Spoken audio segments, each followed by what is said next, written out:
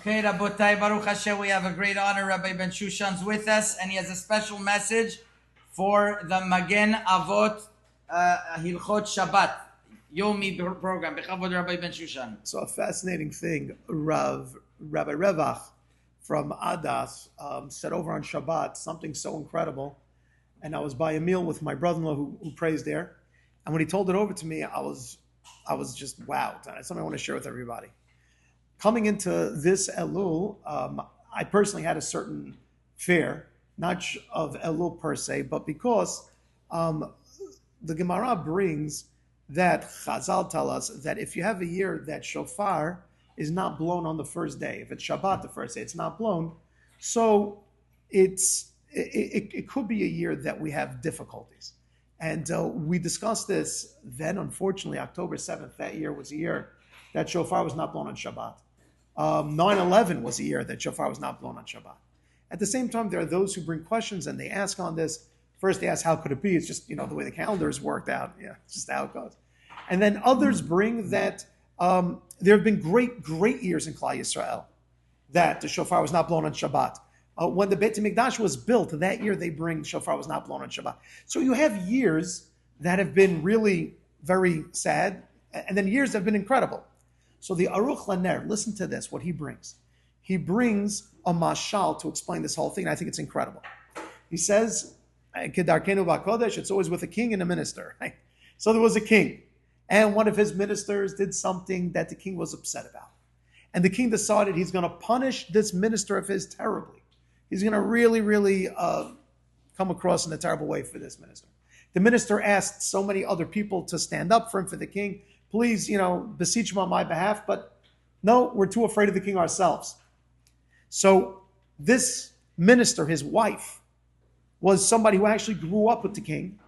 And the wife said, if nobody else is going to stand up for you, I'll go to the king. I know him from when we were kids. I'll stand up for you. I'll say something that hopefully will help. And sure enough, she goes to the king. And the king hears her. And not does he hear her, but he sees how much she's in love with her husband and how beautiful of a couple they are together. He says, you know what? I don't want to get in the way of this. I pardon your husband completely. Beautiful. A few years later, another one of the ministers do something wrong, and the king feels a need that he has to punish this next minister as well. And again, this minister goes to the other people, help me. Everybody's too afraid to talk to the king. And now this minister's wife said, look, a few years ago, the wife of the minister, let me try it. The thing is that the second minister is not such a great guy. He didn't treat his wife so well. He would always yell at her, a bit abusive to her.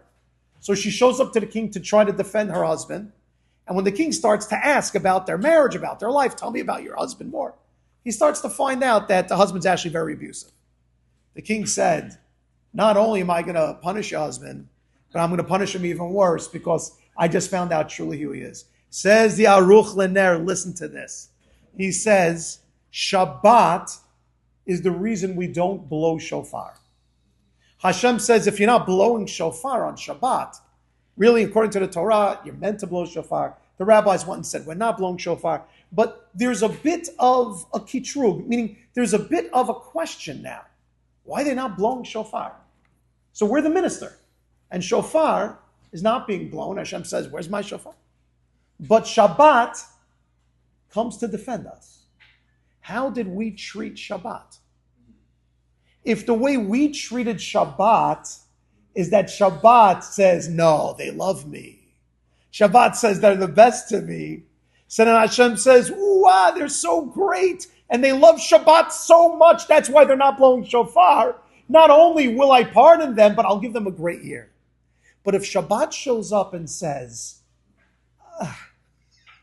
they don't treat me, they don't know me so well, they don't pay attention to me so well. Hashem says they're not blowing shofar and they don't even know Shabbat and they're abusive to Shabbat. Oy vavai. Rabotai, so Rabbi Revach and Adas started a thing telling all the people in the shul, I think for Elul at least, let's show some kavod Shabbat to accept something. For us, refuah lifnei hamakah, for us, it was already set in place that we have the Magen Avot WhatsApp chat. We have the beautiful Magen Avot Sefer, the daily Sefer, that Rav Lebar is going to be teaching us. Our Rav is going to be teaching us all about Shabbat every single day. So if we want Shabbat to show up for our minyan and for Klal Yisrael to say They love me. They treat me the best. Let's sign up and let's all learn together. Zaku Baruch. Zaku Baruch.